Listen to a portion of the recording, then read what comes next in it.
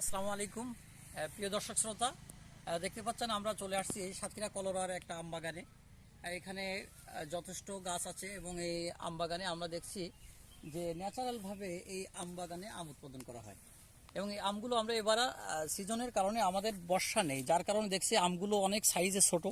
যে আমগুলো অনেক বড় হওয়ার কথা ছিল কিন্তু আমগুলো বড় হয়নি এবং অনেক আম ঝরে গেছে। যে পরিমাণ গাছে আম থাকা প্রয়োজন ছিল সে পরিমাণ আম নেই। এরপরে আমের যে সাইজটা বড় হওয়ার কথা ছিল সেই পরিমাণ আম বড় হয়নি। এই আপনারা দেখছেন যে এই বাগানটা সম্পূর্ণ ন্যাচারাল, যার কারণে দেখা যাচ্ছে এই আমটা সংরক্ষণ করা হয়নি বা এখানে স্প্রে করা হয়নি, যার কারণে যে স্পটগুলো আসছে পাতার এক্সপট দেখা যাচ্ছে। তবে আমগুলো স্বাদে ভালো হবে এবং খেতেও ফরমালিন মুক্ত, কেমিক্যাল মুক্ত, যার কারণে আমরা এই বাগানটা বেছে নিয়েছি। এই বাগানে দেখেন আপনারা আমগুলো দেখেন, যদি এরা স্প্রে করতো বা আদার্স অন্য কোনো কৃত্রিমতা অবলম্বন করতো তাহলে আমের কালার এরকম হতো না এবং এই আমগুলো পর্যাপ্ত বড় হতো। কিন্তু আমের সাইজ ছোট আছে এবং দেখেন এই ন্যাচারালিটির যে ছাপ এই আমগুলো কিন্তু আছে।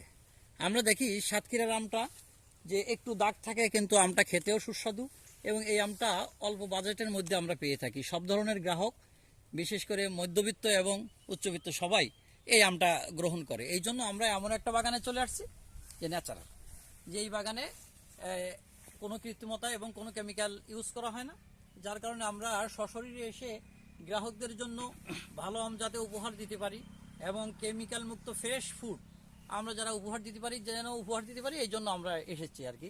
তো আপনাদের এই যে বাগানটাকে দেখালাম, আপনারা আরেকটু দেখেন আমগুলো যে কিভাবে গাছে আছে, একেবারে কৃত্রিমতার ছোঁয়া ছাড়া একবার প্রাকৃতিক নিয়মেই এই আমটা সংরক্ষণ করা হয় এবং এই আমটা এই তো আর কয়েকটা দিন বাকি আছে, এরপরে আমটা বতি হবে। তারপরে আমরা এখান থেকে আমরা আমটা সংগ্রহ করে আমরা ক্যারটজাত করে বাছাই করে ক্যারট করে এরপরে গ্রাহকের হাতে পৌঁছে দেবো। ইনশাল্লাহ আপনারা সাথে থাকেন। ধন্যবাদ।